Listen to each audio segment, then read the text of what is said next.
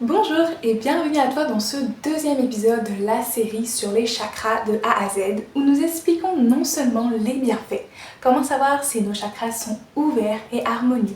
Dans quel cas, j'offre une multitude de conseils naturels, gratuits ou peu onéreux. J'espère que tu vas bien, que tu es en forme, pleine d'énergie. Et je suis trop contente de te partager tous ces conseils full valeur. Car l'alignement est l'un de nos plus grands épanouissements, pour ne pas dire le principal. Si tu n'as pas vu la vidéo précédente sur le premier chakra, je t'invite à la regarder et te mets le lien en description. Car il est préférable de commencer par la base qui est au corps même de la signification du premier chakra, Muladhara, support de base. Si tu l'as déjà vu, merci pour ton soutien et ta confiance de poursuivre l'aventure avec moi. Alors comme précédemment, tu peux prendre bien évidemment des notes sur les choses que tu veux implémenter dès à présent ou tu peux me faire un petit coucou sur IG pour récupérer ta fiche récapitulative. Alors tout d'abord, le Svadhisthana chakra est le symbole de la création, de la procréation et de l'excitation de l'expérience de la vie. Il correspond aux affirmations « je crée »,« je construis »,« je réalise » et lorsque le chakra sacré est équilibré, tu as naturellement une créativité forte, une inspiration, une joie de vivre, une force vitale, une sensualité, une sexualité épanouie, un magnétisme élevé. Tu as également cette belle curiosité enjouée, cette empathie naturelle, ces contacts relationnels riches de sens. Un quotidien empreint d'émotions positives qui te sont moteurs, une confiance relationnelle, une relation saine avec l'argent, enfin les plaisirs de tout genre, ce que l'on appelle en grec l'ataraxie. Petit aparté, j'ai fait du grec pendant mes années lycée, donc il y aura dans mes vidéos des moments focus sur l'étymologie, ce qui te permettra aussi également de mieux retenir les infos. En général, le chakra sacré gouverne le sentiment de bien-être et d'abondance. Il est situé exactement en dessous du nombril, à la base du sacrum et du bas de l'abdomen. Alors, comment savoir si tu dois réaliser un travail d'harmonisation?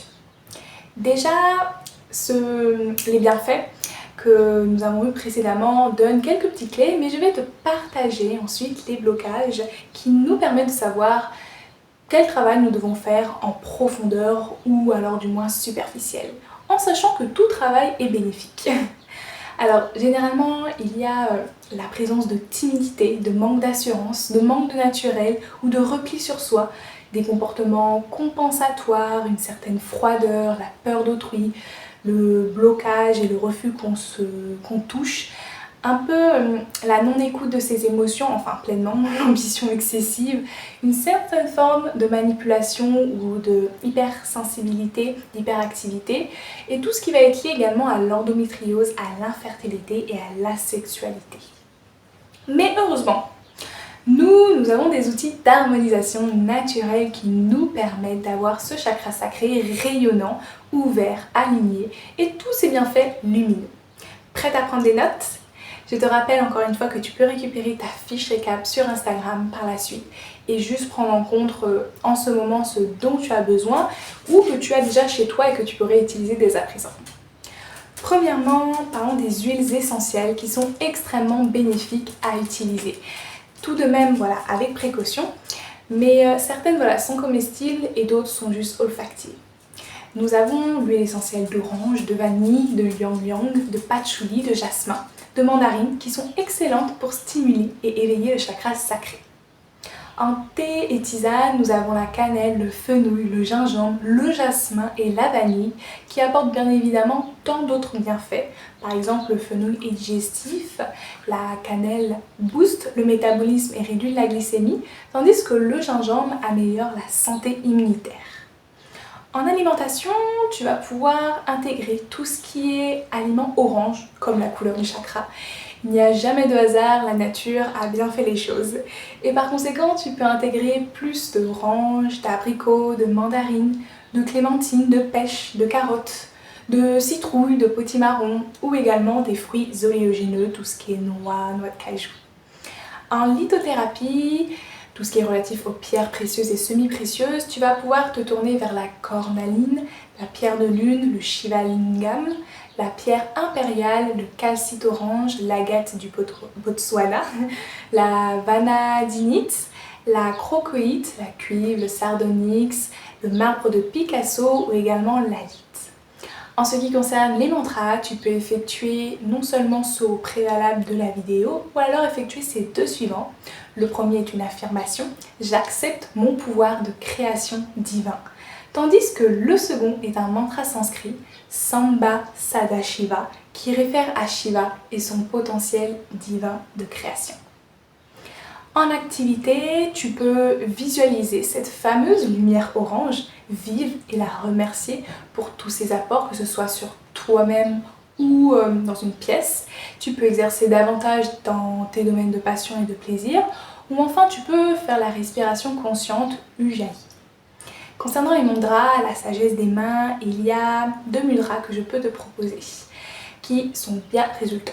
Le premier est de représenter un bol avec la main gauche et droite et de rejoindre les deux pouces et de maintenir la position pendant 2 minutes minimum et de respirer profondément. Le second est de plier l'ensemble des doigts en rentrant le pouce comme ceci et puis de tendre l'annulaire et le petit doigt, donc les deux derniers, comme cela. Tu peux tenir la position 4 minutes et bien évidemment respirer profondément.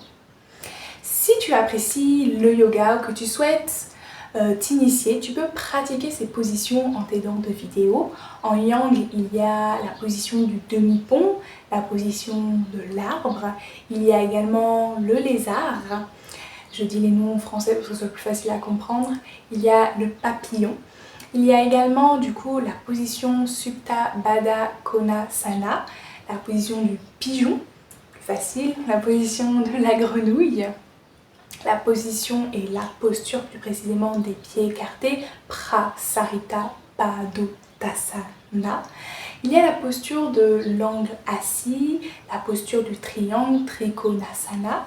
Il y a également la tête de vache, Gomukhasana. Et en yin, tu vas pouvoir pratiquer le Mandukhasana, la grenouille demi-complète, le dragon et également le cerf. Et voilà pour cette vidéo sur le chakra sacré. J'espère que tu auras eu toutes les réponses que tu souhaitais et que tu te posais avant le visionnage. Dis-moi en commentaire si tu as d'autres questions. Et également par quel outil souhaites-tu commencer ton rééquilibrage? Sur ce, je te souhaite de prendre bien soin de toi, de ton chakra sacré, de passer une agréable continuité de journée et à tout de suite en commentaire et sur Instagram. Et si ce n'est pas déjà fait, tu peux d'ailleurs t'abonner pour ne pas louper la suite de la série sur les chakras. À bientôt!